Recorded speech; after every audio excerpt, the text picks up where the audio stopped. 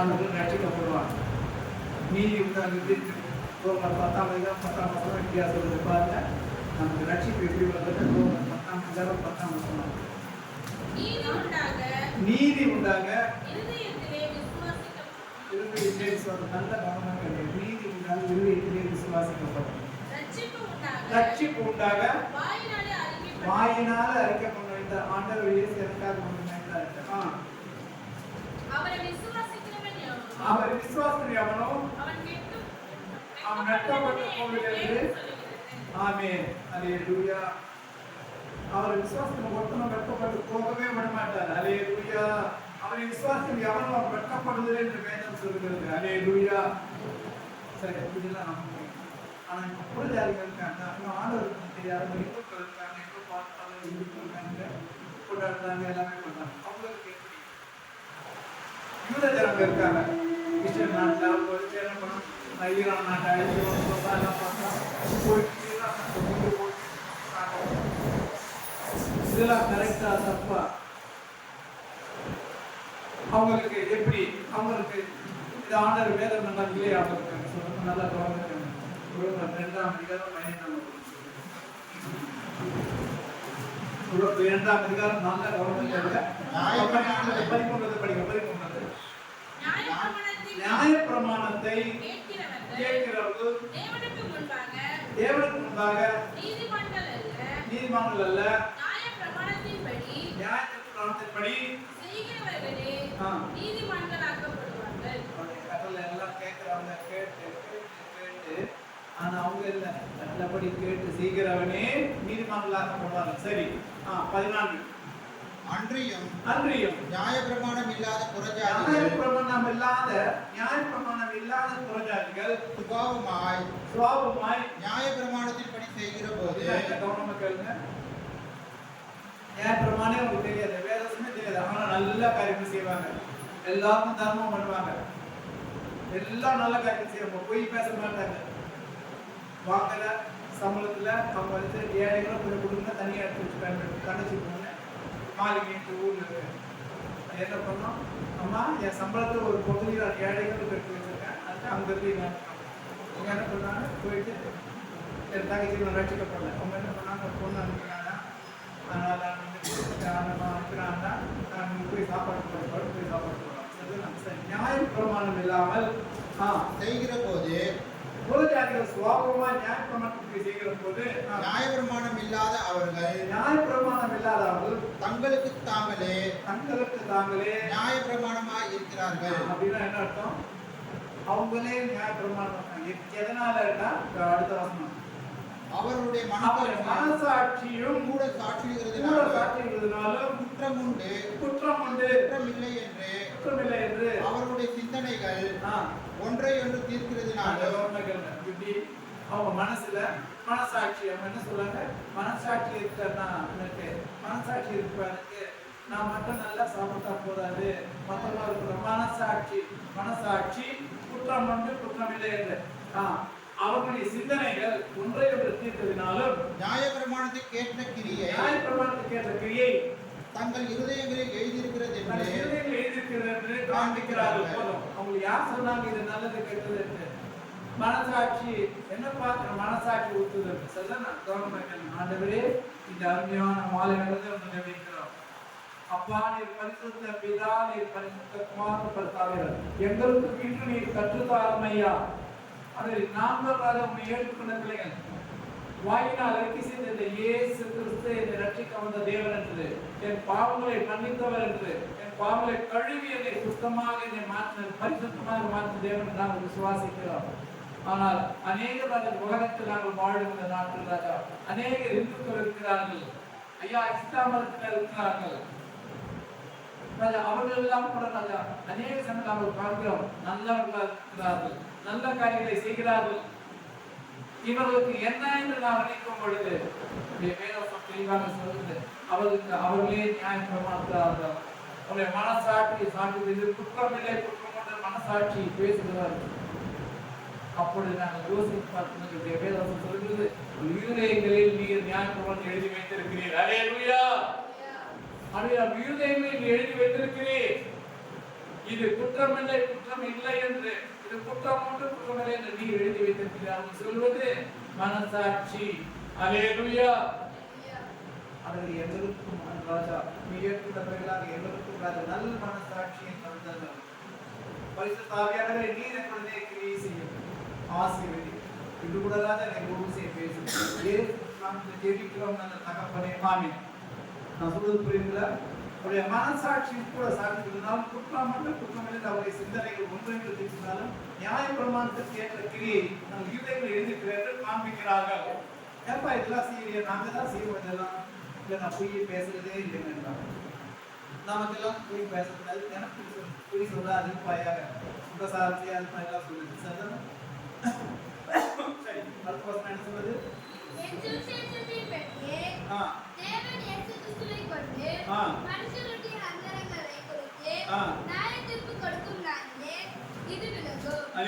சுவிசேஷத்தின்படியே பவுல் எழுதினார், தேவன் இயேசு கிறிஸ்து மனுஷனுடைய அந்தரங்களை குறித்து நியாயத்திற்கு கொடுக்கும் நாளிலே இது விளங்கும்.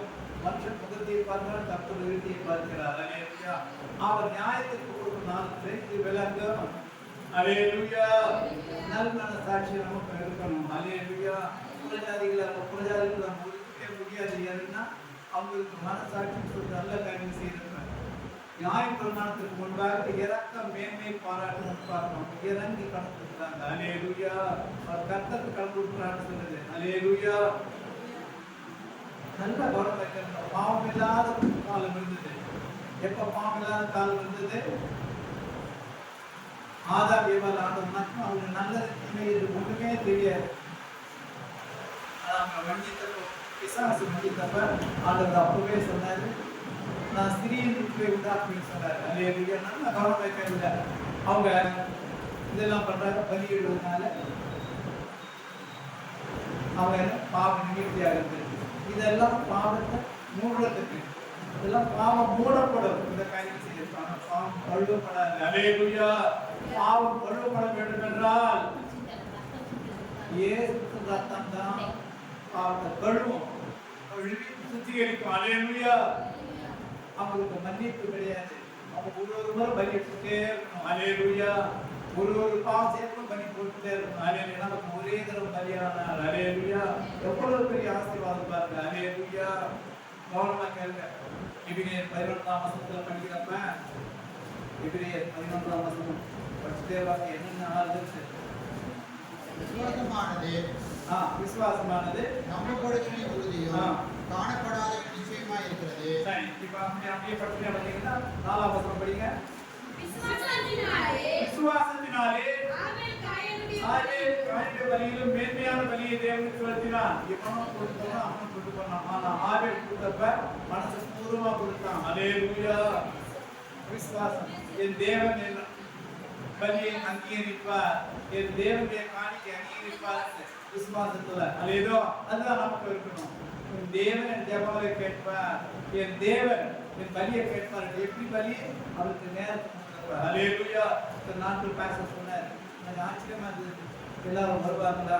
சரி, நம்ம எல்லாம் என்ன பண்றோம்? ஆண்டவருக்கு நேரத்தை கொடுக்குறோம். அல்லேலூயா.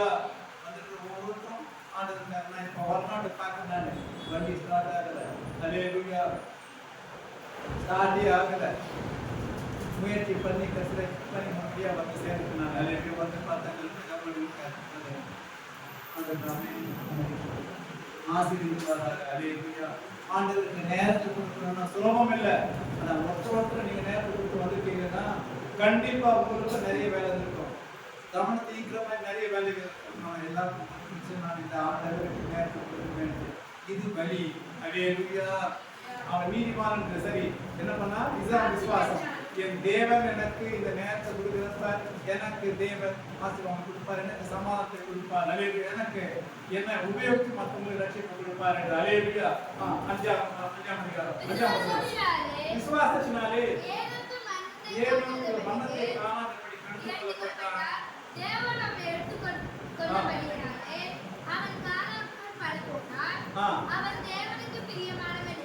அவன் தேவனுக்கு பிரியமானது அவன் எடுத்துக்கொள்ளப்படுவதற்கு முன்னமே சாட்சி பெற்றான். அல்லேலூயா. பாத்தீங்களா? ஏன் நமக்கு தேவனுக்கு பிரியமா இருந்தான், தேவனோடு இருந்தான். எப்ப எடுத்துக்கொள்றதுக்கு முன்னாடியே சாட்சி பெற்றான். அல்லேலூயா.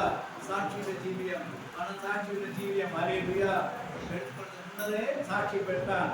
எதனால? விசுவாசத்தினால். அடுத்து விசுவாசம் இல்லாமல் தேவனுக்கு பிரியமாயிருப்பது கூடாத காரியம். ஏனென்றால் தேவனுக்கு சேர்கிறவன் அவர் உண்டு என்றும்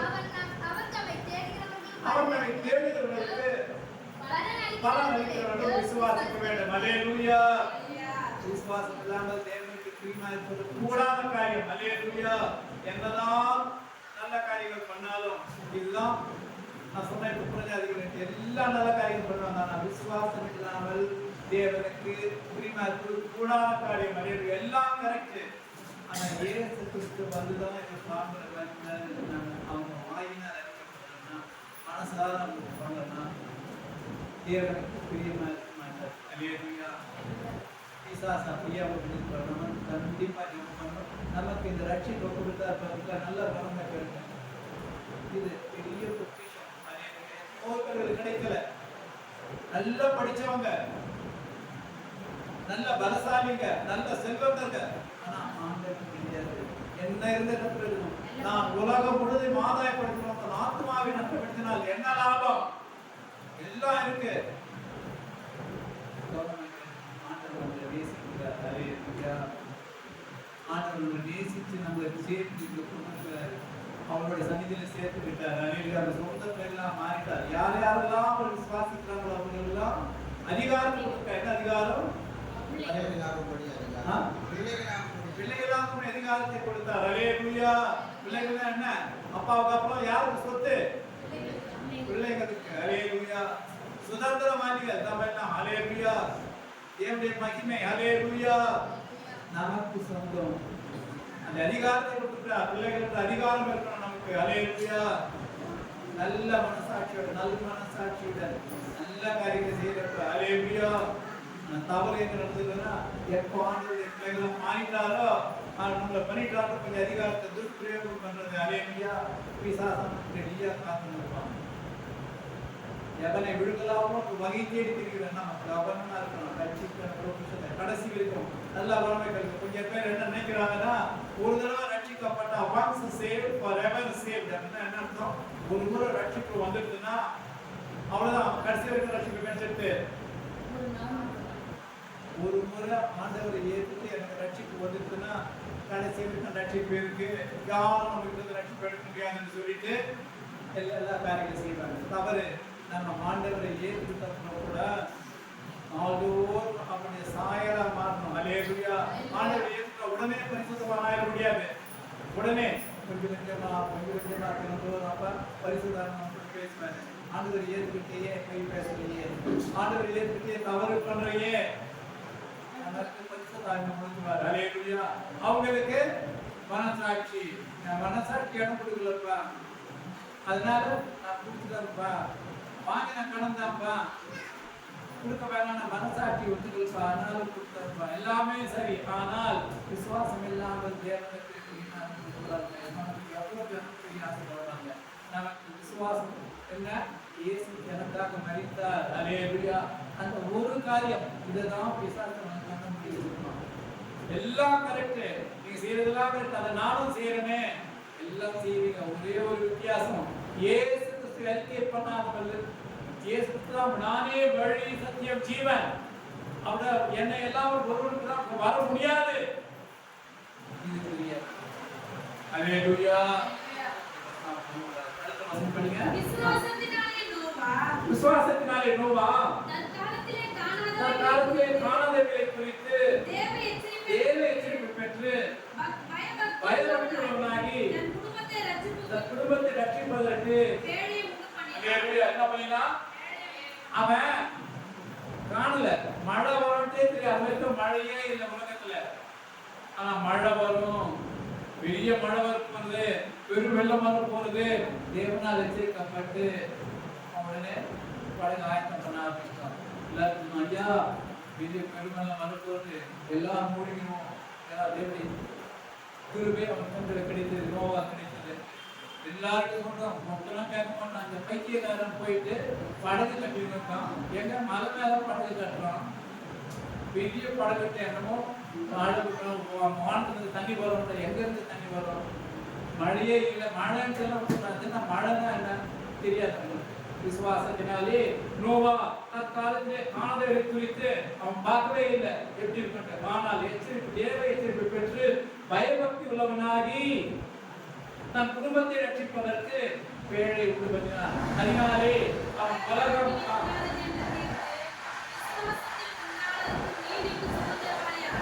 அல்லேலூயா. அவன் சொல்ற பக்கம் கேட்கணும். அவன் நினைச்சான், அவன் புரிஞ்சுட்ட மனசுல இந்த உலகம் நியாயத்திற்கு உட்பட்டாயிடுச்சு. நான் எச்சரிப்பு கொடுத்து ஆண்டவன் என்ன கண்டிப்பா எனக்கு சொல்லியிருக்கா இதை செய்வார்னு சொல்லிட்டு விசுவாசத்தினாலே நீதிக்கு சுந்தரவாதியானான். அடுத்த 8 விசுவாசத்தினாலே நான் சுதந்திரமாக பெறப்போகிற இடத்துக்கு கீழ்ப்படிந்து போகும்படி இன்னதென்று அறியாமல் புறப்பட்டு போனான். அல்லேலூயா. ஆபிரகாமே நீ கிளம்பி வா. ஊர் அந்த இடத்துல இருக்க நல்லா வசதியா இருக்கும். கிளம்பி போ, எல்லாரும் விட்டுட்டு போ. ஆண்டவன் ஆசீர்வதிக்க போறாரு. அல்லேலூயா. ஒரு அடி நேரம் கூட இல்லை, எங்க போறான்னு கூட தெரியாது. ஆண்டவர் சொன்னாரு. அல்லேலூயா.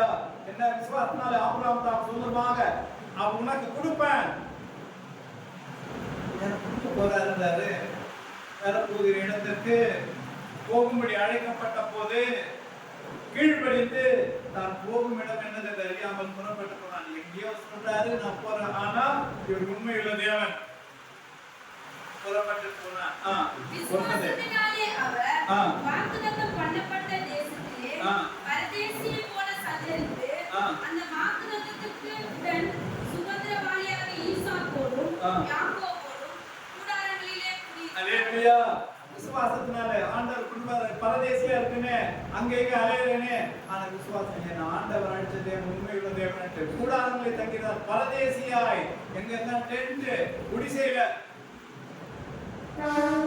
ஆபிரகாமுக்கு ஈசாக்கு யாக்கோபு, ஈசாக்கு பிள்ளைங்க யாக்கோபு இவங்கெல்லாம் பிறகு அவங்களோட கூடாரங்களை தங்கியிருந்தார். விசுவாசத்தினாலே வாக்குத்தத்தம் பண்ணப்பட்ட தேசத்திலே பரதேசியை போல சஞ்சரித்து இங்கே அங்கே தீவான். அந்த வாக்குத்தத்தம் உடன் சுந்தரராகிய ஈசாக்கோடு அவனுக்குள்ள ஈசாக்கு அவனுக்குள்ள யாக்கோபு கூடாரங்களிலே குடியிருந்தான். ஏனெனில் தேவன் தாமே கட்டி உண்டாக்கின அஸ்திபாரங்கள் உள்ள நகரத்துக்கு அவன் காத்திருந்தான். ஏனெனில் தேவன் தாமே கட்டி உண்டாக்கின அஸ்திபாரமுள்ள நகரத்துக்கு அவன் காத்திருந்தான். என்ன பரதேசி கூடாரத்தில் தங்கியிருக்க அஸ்திபாரமுள்ள நகரத்தை அவங்களுக்கு கொடுப்பார் என்று அல்லேலூயா கூறியிருந்தான். அப்புறம் விசுவாசத்தினாலே சாராலும் வாக்குத்தத்தம் பண்ணினவர் உண்மையுள்ளவர் எண்ணி கர்ப்பம் தரிக்க பலனடைந்து வயது சென்றவளாக பிள்ளை பெற்றாள். அல்லேலூயா. 40 வயசு 45 வயசு இருந்தா அந்த சமயத்துல யாரும் ஒருவேளை கத்தோலிக்கா பயமா இருக்கும். ஏன்னா இந்த வயசுல என்ன அவ என்ன பண்ணினா, ஏனெனில் விசுவாசத்தினாலே வாக்குத்தத்தம் உண்மையுடன் இருந்து கர்ப்பம் தரிக்க பலனடைந்து வயது சென்றவளாக பிள்ளை பெற்றாள். அல்லேலூயா. தேவன் சொன்னார் செய்வார். அல்லேலூயா. முதல்ல சிரிச்சா, சிரிக்காத. நகைத்தாய், நான் நகைக்கிறேன்னு சொல்லுவா. இல்ல நீ நகைச்சா நானும் பிள்ளை பெறுவாய். அல்லேலூயா. வயது சென்றவளாக பிள்ளை பெற்றாள். ஆனபடியால் சரீரம் செத்தவன் என்று எண்ணப்பட்டவன் ஒருவனாலே வானத்தில் பெருக்கமான தன்மை போலவும் கடற்கரையில் உள்ள எண்ணிருந்த மணலை போல மிகுந்த ஜனங்கள் பிறந்தார்கள். அல்லேலூயா. ஆபிரகாமுக்கு அப்புறம் அப்படியே மிகுந்த ஜனங்கள் கடற்கரை பக்கத்திலே பிள்ளைகள் பிறந்தார்கள். அல்லேலூயா. யாருக்கு? 100 வயசு இருக்கிற ஆபிரகாமுக்கு 99 வயசான சாராருக்கு அவங்கள வச்சு கடற்கரை பக்கத்திலே பிள்ளைகள் ஜனங்கள் பிறந்தார்கள். அல்லேலூயா. 13 இவர்கள் எல்லாரும் வாக்குத்தத்தம் பண்ணப்பட்டவை அறியாமல் தூரத்திலே அவைகளை கண்டு நம்பி அழைத்துக் கொண்டு பூமியின் மேல் தங்களை அந்நியரும் பரதேசிகளும் அறிக்கையிட்டு விசுவாசத்தோடே மகிழ்ந்தார்கள். அல்லேலூயா. என்ன அழைத்த தேவன் உண்மையில தேவன் அவங்க தூரத்துல தான் பார்த்தாங்க. அல்லேலூயா. கடைசி வரைக்கும் விசுவாசத்தா இருந்து அவங்க சேர்த்து பண்ணாங்க. அல்லேலூயா. இப்படி அறிக்கையிட்ட சுயதேசத்தை நாடி போகிறோம்னு தெரியப்படுத்தினார்கள். அல்லேலூயா. தாங்கள் விட்டு வந்த தேசம் நின்றார்களானால் அவங்க பாதி வயசுல பாதி விசுவாசத்துல என்னமோ நினைக்கிறோம் செத்து போறோம், உண்மையில நம்ம நினைச்சது கரெக்டா என்று சந்தேகப்படாம நினைச்சதுனா மறுபடியும் அப்புறம் என்ன பண்ணிருப்பான், உண்மை நடக்கல இன்னும் கூட திரும்பி போயிருப்பான், போகல. தாங்கள் விட்டு வந்த தேசத்தை நினைத்தார்களானால் விட்டு வந்த தேசம் நல்ல பாவத்துல இருந்த வாழ்க்கை, அவங்க சுயசிந்தனையா இருந்த வாழ்க்கை, அது திரும்பி போயிருப்பாங்களே போகல. தேசத்தை நினைத்தார்களானால் திரும்பி போவதற்கு அவங்க சமயம் கிடைத்திருக்குமே. அதையல்ல அதிலும் மேன்மையான பரம தேசத்தை விரும்பினார்கள். ஆகையால் தேவன் அவருடைய தேவன் என்னப்பட வெட்கப்படுகிறதில்லை என்று அவர்களுக்கு ஒரு நகரத்தை ஆயத்தம் பண்ணினாரு. அதனால என்ன சொல்றாங்க, தேவனே இவங்களோட தேவன் நான் ஆபிரகாமின் தேவன், ஈசாக்கின் தேவன், யாக்கோபின் தேவன் சொல்லல. நான் தேவாதி தேவன் சொல்லலாம். நான் ஆபிரகாமின் தேவன், நான் யாக்கோபின் தேவன், நான் ஈசாக்கின் தேவன் சொல்றதுக்கு ஆண்டவரே வெட்கப்படல. இவ்வளவு விசுவாசமா இருந்தாங்க எனக்கு. அல்லேலூயா.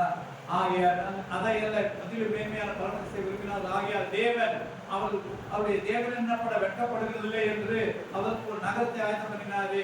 அப்புறம்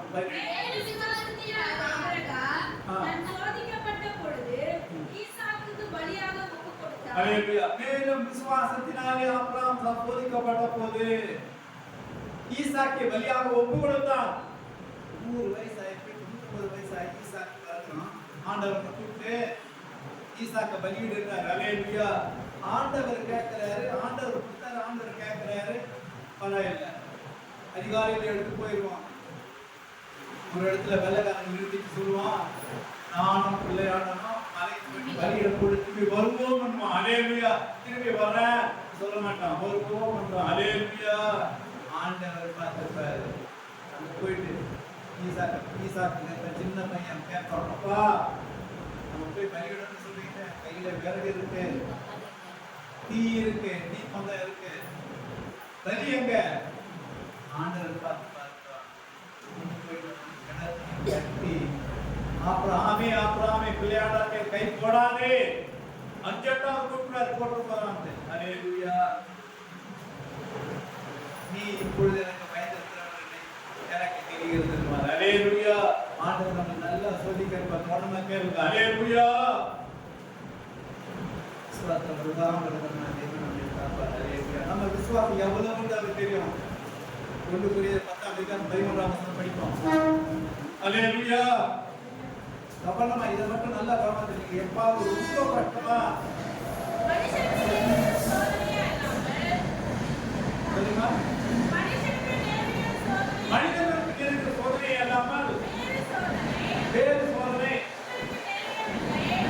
உங்களுக்கு வேறில்லை என்று தேவனுக்கு முன்பாக தேவன் உண்மையுள்ளவராய் இருக்கிறார். உங்கள் திராணிக்கு மேலாக நீங்கள் சோதிக்கப்படுகிறதற்கு அவர் இடம் கொடாமல் சோதனையை தாங்கத்தக்கதாக சோதனையோடு கூட அதற்கு தப்பிக்கொள்ளும்படியான நோக்கையும் உண்டாக்குவார். அல்லேலூயா. மறுபடியும் படிங்க, பிச்சையால் படிங்க. பெயின் வந்தது. மனுஷனுக்கு நேரிட சோதனை முதல்ல நல்லா படிக்கறாமா கடியன்ட்டு. அவரை விட கடியன்ட்டு படிக்கணும். மனுஷனுக்கு நேரிட சோதனை மனிதனுக்கு நேரிடுற சோதனை அல்லாமல் வேறு சோதனை உங்களுக்கு நேரிட நல்லா கவனிச்சுங்க. யார் நமக்கு சோதனை வந்தது நல்லா கவனிச்சுங்க. இது மனுஷது நமக்கு மட்டும் ஏன்டா எனக்கு சோதனையோ, எனக்கு மாத்திரம் சோதனை தப்பு. நம்மள மாதிரி நிறைய பேர் சோதனை இருக்காங்க. மனிதர்களுக்கு நேரிட சோதனை எல்லாரும் வேறு சோதனை உங்களுக்கு நேரிடவில்லை. தேவன் உண்மையுள்ளவராக இருக்கிறார். எல்லாத்துக்கும் சோதனை நமக்கு வந்ததுன்னா தேவன் உண்மையுள்ளவராக இருக்கிறார். அல்லேலூயா. உங்கள் திராணிக்கு மேலாக நீங்கள் சோதிக்கப்படுவதற்கு அவர் இடம் கொடுக்கவே மாட்டாரு. கெட்சியாவும் திட்டாவதான் சோதனை, இந்த அளவுதான் திராணி, இதுக்கு மேல அவரை தாங்க முடியாது. பேச்சுக்கு இவ்வளவுதான், இதுக்கு மேல அவர் சோதிக்க முடியாது. முடிஞ்சிருக்காரு என் பையன், என் ஊழியக்காரர் பேசுறமாவுக்கு இந்த அளவுதான், இதுக்கு மேலனா நொறுங்கி போயிடுறாங்க. நோ, வேண்டாம், இந்த அளவுக்கு போ. ஹல்லேலூயா. மனிதர்களுக்கு நேர்ந்த சோதனை எல்லாம் அது இடம் போடாமல் சோதனையை தாங்கத்தக்க என்னவா சோதனை தாங்கத்தக்க சோதனையோடு கூட அதற்கு தப்பித்துக் கொள்ளும்படியான தப்பித்துக்கொள்ளும்படியான வழியை உண்டாக்குவார். ஹல்லேலூயா. சோதனை வந்திருக்குன்னா யாருக்கும் சோதனை வராது நினைச்சீங்கன்னா தவறு. அந்த மாதிரி சில பேர் கஷ்டப்படுறாங்க. ஹல்லேலூயா. உபவாசம் இருக்கிறப்ப இந்த முஸ்லிம் மக்கள் எல்லாம் என்ன சொல்றாங்க, ஏயா 40 நாள் உபவாசம் இருக்கிறாங்க. ஹல்லேலூயா. என்ன சொல்றாங்கன்னா அவங்க மனித ஞானம் என்ன சொல்றாங்கன்னா, நாங்க பாப்பில் இருக்கிறப்ப அப்பதான் பசியா இருக்கிறது கரெக்டா எனக்கு தெரியும். ஹல்லேலூயா. அவனுக்கே அது தெரியுது. நம்ம பார்த்து இருக்கிறப்ப சாப்பாடு இல்லாதவெல்லாம் நல்ல குழந்தைகளுக்கு சாப்பாடு இல்லாம உபவாசம் இருந்தா அது பட்டினி. சாப்பாடு இருந்து சாப்பிடாம இருந்தா அது உபவாசம். ஹல்லேலூயா. சாப்பாடு இருக்கு ஆனாலும் நான் ஆண்டவருக்காக சாப்பிடாம இருப்பேன். ஹல்லேலூயா. நான் தவிக்கிறேன். ஒரு புதன்கிழமை காலையில எழுந்து நான் சாயந்தரம் 6 மணிக்கு அப்பதான் பைக்கு போக்கு, அப்பதான் தாகம். அண்ணா கொஞ்சம் தண்ணி குடிச்சிடறேன்னா தண்ணி குடிக்க டீஹைட்ரேஷன் ஆயிடும்னா ஆண்டவர் தெரியாது. என்னுடைய அதான் சொல்லுவாங்க. அதே தெரியும் ஆண்டவர். அப்போதான் பார்த்தா நிறைய ஏகப்பட்ட வேலை. நாம் ஆண்டவர் உண்மைகள் தேவன். ஹல்லேலூயா. அப்ப உபவாசம் இருக்கிறப்ப ஜெபம் பண்ணணும். ஜெபம் பண்ணவே முடியாது. ஏகப்பட்ட வேலைங்க அப்பதான் வரும். அப்பதான் பார்த்து பெரிய பார்ட்டி ஏன் ஸ்பெஷலா விருத்தி ஏற்படுத்தியா. ஹல்லேலூயா. சொல்லுவாங்க இன்னைக்கு ஒரு நாள் விட்டுட்டு நாளைக்கு இருந்துறேன். ஹல்லேலூயா. நம்ம வீட்டுக்கு நல்லது. ஹல்லேலூயா. ஆண்டவர் சாப்பாடு இருந்து நம்ம சாப்பிடாம இருந்தோம்னா ஹல்லேலூயா. டிவிக்கு முன்னாடி அதுவும் ஃபாஸ்டிங். நான் டிவியே பார்க்க மாட்டேன். இங்க முழுசா அது ஃபாஸ்டிங். நான் போனே பார்க்க மாட்டேன். நான் போன பார்க்க கூடாதுன்னு நினைப்பேன். எடுத்து அந்த வச்சுக்கிறேன். அடுத்து என்ன மெசேஜ் அனுப்புனாலும் போய் பார்த்துக்கிறேன். ஹல்லேலூயா. நான் போன பார்க்காம இருந்தேன்னா அது ஃபாஸ்டிங். பேசாம இருந்தோம்னா ஃபாஸ்டிங். ஏகாதசியா நான் பேச மாட்டேன், பேசவே மாட்டேன். ஆனா அவங்க சொல்றது அண்ணா பார்க்கிறேன் ரொம்ப நல்லவனா இருக்கு நீ. ஹல்லேலூயா. நீ பழைய மாதிரி இல்ல. ஹல்லேலூயா. இது தேவன் நம்மை பற்றி சாட்சி. ஹல்லேலூயா. ஈசாக்கிடத்து மேலும் 17ஆம் வசனம். மேலும் விசுவாசத்தினாலே ஆபிரகாம் கொடுக்கப்பட்ட பொழுது ஈசாக்கை பலியாக ஒப்பு கொடுத்தான். என்ன அவர் சொன்னாரு, உன் மூலம் சந்ததியை பெருக பண்ணுவேன். ஈசாக்கு வச்சு எப்படி பண்ணலாம் போறாரு. கேட்கிறாரு என்னமோ கொடுத்துடலாம். ஈசாக்கு சந்ததி விலகும் என்று அவனுடைய சொல்லப்பட்டிருந்ததே. இப்படிப்பட்ட வாக்குகளை பெற்ற மற்றொரு எழுப்ப தேவன் வரதா இருக்கிறார். அவன் என்ன நினைச்சான், என்ன பைபிள் நல்ல படிங்க. என்ன சொன்னா நினைச்சான், ஈசாக்க பலியேற்றா விட்டாலும் நான் மரித்தவன் உயிரோடு இருப்பேன் செய்வாரோ அவன் நினைச்சான். என்ன நல்ல கவனத்தை கேளுங்க. இப்படிப்பட்ட வாக்குத்தத்தங்களை பெற்றவன் மரித்தோடு எழுப்ப தேவன் வல்லவரா இருக்கிறார் என்று செத்தே போனாலும் அவன் 2 துண்டா மாடி போட்டால் அவன் உயிரோடு எழுப்ப வல்லவர் என்று எண்ணி தனக்கு ஒரே பேரானவனை பலியாக ஒப்பு கொடுத்தார். தனக்கு ஒரே பேரானவனை பலியாக ஒப்பு கொடுத்தார். மரித்தோடு அவனை பாவனையாக திரும்பவும் பெற்றுக்கொண்டார். விசுவாசத்தினாலே ஈசாக்கு வருங்காலங்களை குறித்து யாக்கோபை ஏசாவை ஆசீர்வதித்தான். ஹல்லேலூயா. ஏசா பெரியவன், யாக்கோபு சின்னவன். யாக்கோபு எத்தன். ஆனால் அவன் ஆண்டவர் பெற்ற கடைசியில ஈசாக்கு நீ பெரியவன், இளையவனை சேவிப்பான். ஹல்லேலூயா. விசுவாசத்தினால ஆண்டவர் இப்படிதான் வச்சிருக்காரு. சின்னவன் தான் பெரியவனா மாட்டு. ஹல்லேலூயா. விசுவாசத்தினால யாக்கோபு நான் மரண காலத்தில் யோசேப்பு குமார் இவரையும் ஆசீர்வதித்து தன் கோலின் முனையிலே சாய்ந்து தொழுது கொண்டான். ஹல்லேலூயா. எல்லாரும் எகிப்து தேசத்துக்கு போயிடுவாங்க. யாக்கோபு கூப்பிட்டு போனா அவங்க அப்பா கூப்பிட்டு போயிடுவான். அங்க போயிட்டாங்க மரிக்க போறான். அப்ப சொல்லுவான், யோசேப்பு குழந்தைகளை கூட்டுப்பாடான்னு 2 பேரும் ஆசீர்வதித்து சொல்லுவான், நான் இந்த இடத்துல மறிக்கிறப்ப நீங்க திரும்பவும் ஆண்டவர் நம்ம கொண்டு போவாரு. கொண்டு போனா எலும்புகளை ஒற்ற வேண்டாம், கொண்டு போயிட்டு அந்த அடக்கம் பண்ணுங்க. அது அவனுக்கு தெரியாது ஒண்ணுமே. ஆனா அவன் நினைச்சான், என் தேவன் எங்களை மத்தியில் கொண்டு செல்வார், சுயதேசத்தில் கொண்டு செல்வார், கானாதேசத்துக்கு அழைத்து செல்வார். அங்கே எலும்பு விசுவாசத்தினாலே யாக்கோபு மரண காலத்துல யோசேப்பு குமார் இப்படி வாசித்தார். போரின் முனையிலே சாய்ந்து தொழுது கொண்டார். அடுத்து விசுவாசத்தினாலே யோசேப்பு இஸ்ரவேலுக்கு எகிப்து தேசத்தை விட்டு புறப்படுவார்கள் என்பதை பற்றி தன் அந்திய காலத்தில் பேசி தன் எலும்புகளை குறித்து கட்டளை கொடுத்தார். அல்லேலூயா. யோசேப்பு என்ன பண்ணினான்? எல்லாம் பண்ணினான். எகிப்துக்கே வந்தாங்க. நல்ல செழிப்ப கொண்டு வந்து பஞ்சகாலம் செழிப்ப கொண்டு எல்லாமே நான் இப்ப மதிக்க போறேன். ஆனா எலும்பு வைக்க கூடாது, கொண்டு போய் யோசிப்பு யாக்கோபு ஆசீர்வதிச்சான். அல்லேலூயா.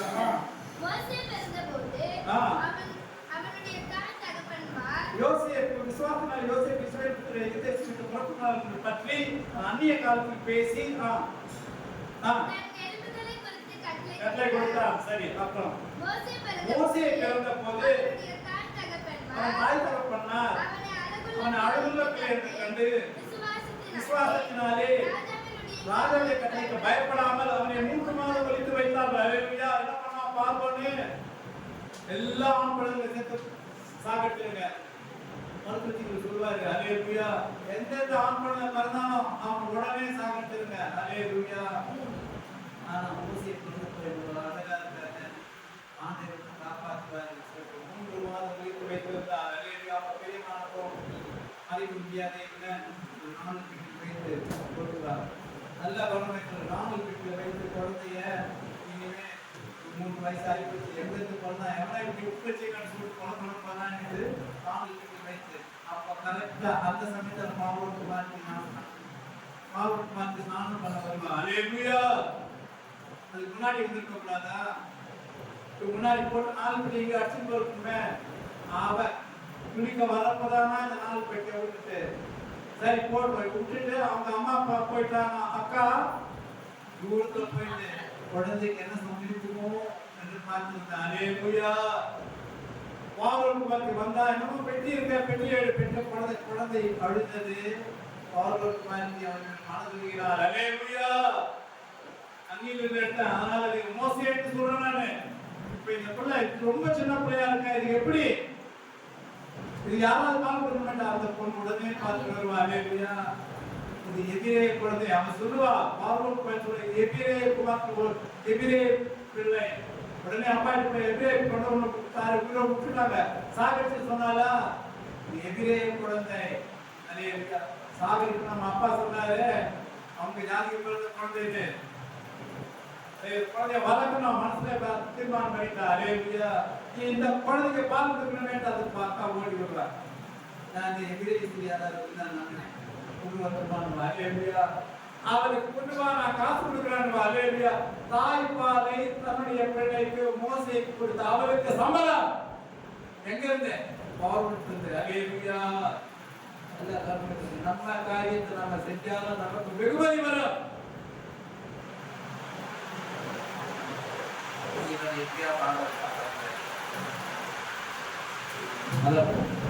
என்னாலும் பரவாயில்ல. 3 மாசம் வாங்கிக்கு மேலாக சோதிக்கப்பட்டப்ப 4 கிட்ட வச்சுட்டு அதுக்கு தப்பி போகும்படி உண்டாக்கின தேவன். அல்லேலூயா. விசுவாசத்தினாலே மோசே தான் பெரியவனானபோது பார்வோனுடைய குமாரத்தியின் மகன் எண்ணப்படுவதை விட்டு போதும். மோசே பார்வோன் வீட்டுல வளர்ந்தான். எல்லா வசதிகளும் உண்டு. ராஜகுமாரன் எல்லாமே உண்டு. பார்வோனுக்கு அடுத்து பார்வோன் குமாரத்தி அவன்தான் ராஜாவாக போறார். விசுவாசத்தினாலே மோசே பெரியவனான போது இதை வெறுத்து அல்லேலூயா என்ன பண்ணா? நல்ல வரவுகளுக்கு தான் பெரியவனான போது பார்வோனுடைய குமாரத்தின் மகனை எண்ணப்படுவதை வெறுத்து அநித்தியமான பாவ சந்தோஷம் அனுபவத்தை பார்க்கலாம். என்னுடைய ஜனங்களோடு துன்பத்தை அனுபவிப்பதை தெரிந்து கொண்டு அல்லேலூயா போதும் எனக்கு இந்த ராஜ வாழ்க்கை வேண்டாம், எங்க ஜனங்களுக்கு அந்த போதும் எனக்கு. அல்லேலூயா. அநித்தியமான பாவ சந்தோஷங்களை அனுபவிப்பதை பார்க்கலாம். நல்லா கவனமா கேளுங்க. அவனெல்லாம் படிச்சு பார்க்க அனித்தியமான பாவ சந்தோஷத்தை அனுபவிப்பதை பார்க்கலாம். தேவனுடைய ஜனங்களோடு துன்பத்தை அனுபவிப்பதை தெரிந்து கொண்டு இனிவரும் பலன்களை நோக்கமா இருந்து எகிப்தில் உள்ள பொக்கிஷங்களிலும் கிறிஸ்துவின் நிமித்தம் வரும் நிந்தையை அதிக பாக்கியம் அதே நல்லா கவனிக்கங்க. இனிவரும் பலன்களை நோக்கமா இருந்து எகிப்தில் உள்ள பொக்கிஷங்களிலும் எகிப்தில் இருக்கிற எல்லா பொக்கிஷங்களும் பொன் வெள்ளி எல்லாமே ராஜ அரண்மனை ராஜாங்கம் எல்லாத்தையும் அதை விட கிறிஸ்துவின் நிமித்தம் வரும் நிந்தையை அதிக பாக்கியம் என்று எண்ணி ஆண்டவர் மூலமாக மிகுந்த நமக்கு அது பாக்கியம் என்று எண்ணி விசுவாசத்தினாலே அதரிசனமானதை தரிசிக்கிறது போல உறுதியா இருந்து ராஜாவின் கோபத்துக்கு பயப்படாமல் எகிப்திற்கு போனான். அல்லேலூயா. எகிப்தியை கொன்று போட்டானா இவன். சரி, இவனை புடி என்று சொன்னப்ப எகிப்தை விட்டு போனான். அல்லேலூயா. விசுவாசத்தினாலே முதல் பேரானவர்களை சங்கரிக்கிறவன் இஸ்ரவேலை தொடாதபடிக்கு அவன் கர்த்தாவையும் இரத்தம் பூசுதலாகிய நியமத்தையும் ஆசையும். அல்லேலூயா. இன்னைக்கு சங்காரத்துடன் வரப்போறான். ஆனால் நீங்க எல்லாம் மஸ்காரத்தை அடிச்சு அந்த ரத்தத்தை நிறைக்காத சத்தம் மேல தெரிஞ்சிருங்க. சங்காரத்துடன் வருமா வர்றப்ப அந்த ரத்தத்தை பார்த்துட்டு அல்லேலூயா இது தேவனுடைய பிள்ளைகளை விட்டு அடுத்த வீட்டுக்கு போயிருக்கோம். அல்லேலூயா. யாரு ஆண்டவர் கடைசியில பார்வோட பெரிய தண்டனை கொடுப்பாரு. முதல் பேரவையில ராத்திரியில சங்கரிக்க போகிறாரு. அப்ப மோசே சொல்லுவான், மஸ்காரத்தை ஆசிரியர்கள் மஸ்காரத்தை அடித்து ரத்தத்தை நிலைக்காலுக்கு மேல் தெரிந்து வைங்கள். அல்லேலூயா. நம்மால யாராவது அந்த கரிக்கப்பட்டது இயேசு ரத்தம். அல்லேலூயா. நம்ம வீடு நிலைக்கால்கள்ல அல்லேலூயா வசனத்தை எழுதி வைங்க. நம்ம வீட்டு நிலைக்கால்கள் இயேசு ரத்தம் பூசப்பட்டிருக்கிறது. அல்லேலூயா. சங்காரத்துக்கு நம்மை அணுகுவதில்லை. ஈராக்கு பயங்கர சந்தை முக்கியமானவர்கள் இருந்தால் அவங்களுக்கு சேர்த்து வராது. வந்தால் அவர் அதை அனுமதித்தார். அல்லேலூயா. மகிமை பெற்று எவ்வளவுதான் சண்டை வந்தாலும் என்னதான் எலெக்ஷன் வந்தாலும் யார் வந்தாலும் ஆண்டவர் தாமே வீட்டு நிலைக்காலம் நம்முடைய ரத்தத்தை நம்முடைய ரத்தத்தை இருக்கிறார். அல்லேலூயா. நமக்கு பாதுகாப்பு உண்டு. விசுவாசத்தினாலே அவர்கள் சிவந்த சமுத்திரத்தை உலர்ந்த தரையாக கடந்து போவது போல கடந்து போனார்கள். அல்லேலூயா. பெரிய சிவந்த சமுத்திரம் நடுவுல நடக்க சொல்றேன். பயமா இருக்கு. ரெண்டு பக்கம் சமுத்திரம் நீக்குது, தண்ணி மதில்களை போல நீக்குது. ஐயோ இந்த தண்ணி எப்போ வந்துருமோ, திடீர்னு மூடிச்சுன்னா என்ன பண்றது? விசுவாசம் எல்லாரும் போறாங்க. உலர்ந்த தலைமையா போனார்கள். இந்த பக்கம் அந்த பக்கம் பார்த்தா தண்ணி, பின்னாடி பார்வோன் உலர்ந்த தலைமையா போனார்கள். அல்லேலூயா. எகிப்தியர் அப்படி செய்ய துணிந்து அமிழ்ந்து போனார்கள். எகிப்தியர் அப்படி செய்ய துணிந்து அமிழ்ந்து போனார்கள். பின்னாடி வந்து அவங்க இங்கதான் போறாங்க, நம்மளும் போனாங்க. கடந்தோம், சமுதிரம் மூடிக்கொண்டது. அல்லேலூயா. விசுவாசத்தினாலே எரிகோ பட்டணத்தின் மதில்கள் 7 நாள் சுற்றி வரப்பட்டு விழுந்தது. அல்லேலூயா. எரிகோ பட்டணம் யோசுவா சொன்னான், பட்டணத்தை சுற்றி வாங்க 7 நாள். என்னப்பா சொல்லணும்? பட்டணம் புதுசா கட்டிருக்காங்க, ஒண்ணுமே பண்ண முடியாது. சும்மா சுத்தி வாங்க, 7 நாள் சுத்தி வாங்க. ஆண்டவர் ஸ்தோத்திரம். 7ஆவது நாள் சும்மா இருங்க. கரெக்டா பட்டணத்துக்கு வந்தப்ப அல்லாஹ் கிழிந்து பெரிய போராட்டம் அல்லாஹ் கிழிந்து விழுந்தது. அல்லேலூயா. எரிகோ பட்டணம் விழுந்தது.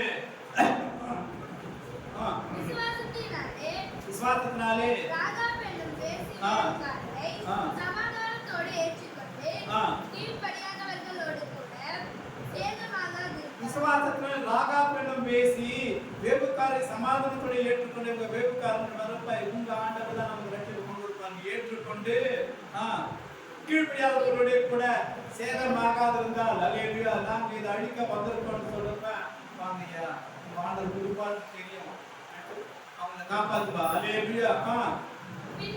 இன்னும் நான் என்ன சொல்வேன்? கிதியோன், பாராக், சிம்சோன், யெப்தா, தாவீது, சாமுவேலை குறித்து தீர்க்கதரிசனம் குறித்து நான் விவரம் சொல்ல வேண்டுமானால் காலம் போதாது. விசுவாசத்தினால் ராஜ்யங்களை ஜெயித்தார்கள், நீதியை நடப்பித்தார்கள், வாக்குறுதிகளை பெற்றார்கள், சிங்கங்களின் வாய்களை அடைத்தார்கள், அக்கினி முக்கியத்தை அவித்தார்கள், பட்டயங்களுக்கு தப்பினார்கள். நல்லா கவனமா இந்த பயங்கரமான வெயில இயேசு போடுறாங்க. அல்லேலூயா. கவனமா கேளுங்க. எரிகிற அக்கினி மடங்கு சூடு இருக்கும். ஆனா ஏர் கண்டிஷன் கொடுத்த மாதிரி தான் இருக்கும். உங்களுக்கு ஏர் கண்டிஷன் ஏத்துக்கு ஏர் கண்டிஷன் போடுறோம்னா அவை முடியல கூட ஒண்ணு கூட கருதவில்லை. அலேலுயா. துணி கூட சேதமாகுது. அலேலுயா. சில்லுன்னு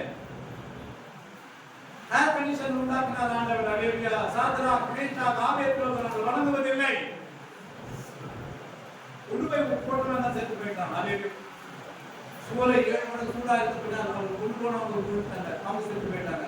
இவங்களும் மாகிகளோடு நிஜாங்களோடு போடப்பட்டால் அவர்கள் சுதந்திரமா உலாகிறதை பார்த்து ராஜா பிரமித்து எழுந்து 3 பேர் இல்லையா போட்டோம், 4வது பேர் இருக்கானே அமையாது, அவன் தேவனுடைய சாயலா இருக்கானே. அல்லேலூயா. ஆண்டவர் நம்மை சுற்றி இருப்பார். ஏர் கண்டிஷன் உண்டாக்குவார். அல்லேலூயா. வெயில் உன்னை சேதப்படுத்தாது. பயிலே வெயிலாக இரவை நிலவாக சேதப்படுத்துவதில்லை. தேவன் நமது அடைக்கலமும் பெருமானார். ஆபத்து காலத்தில் கூடவே இருக்கும் துணையுமானார். ஆமென். தேவன் நமது அடைக்கலமும் பெருமானார். ஆபத்து காலத்தில் கூடவே இருக்கும் துணையுமானார். பூமியிலே வாணி. ஆமென்.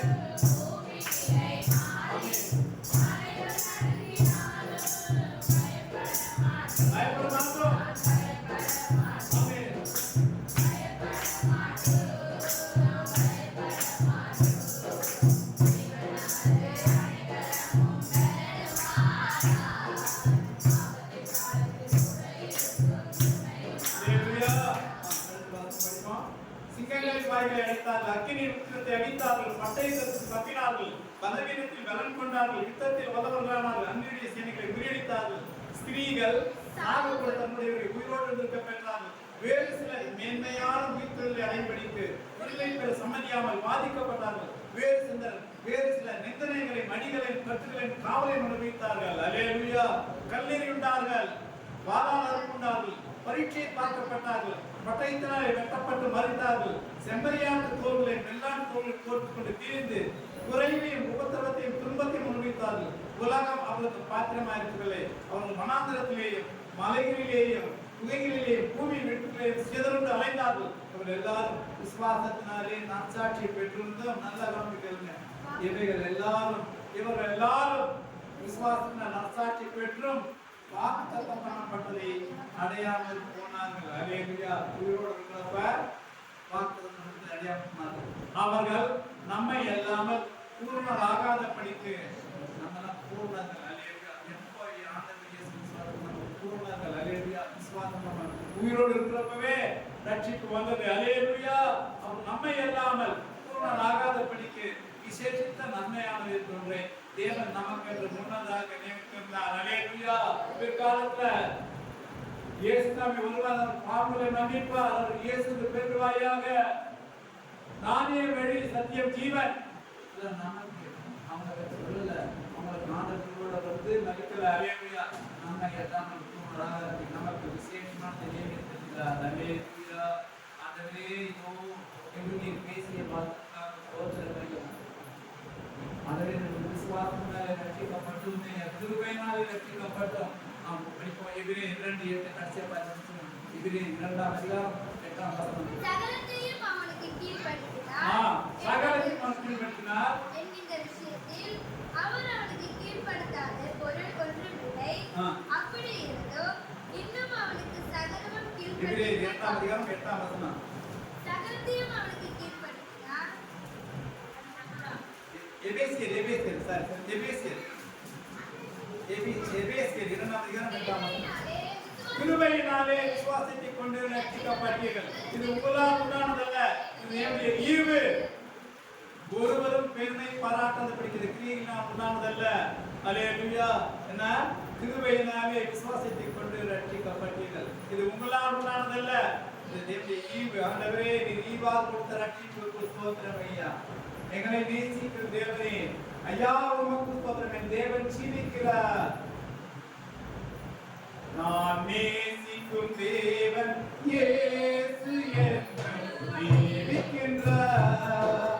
அவர் என்றும் என்றும் நானே என்றும்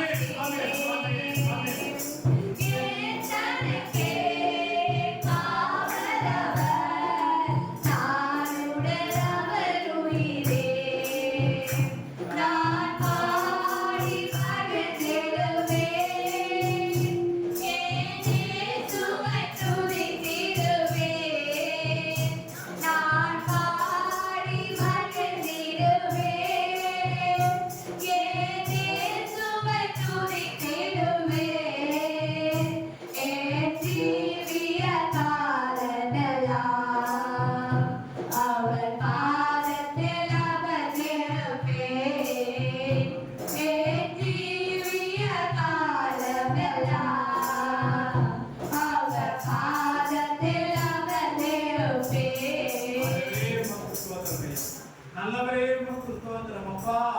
எங்களை நீர் ஆசீர்வதித்தீரே, எங்களை தெரிந்து கொண்டீரே. மீதி உண்டாக இதயத்திலே விசுவாசிக்கப்படும், ரட்சிப்பு உண்டாக வாயினால் அறிக்கை செய்யப்படும். ஐயா உமக்கு என்னை விசுவாசம் வெட்டப்பட்டு போவதில்லை.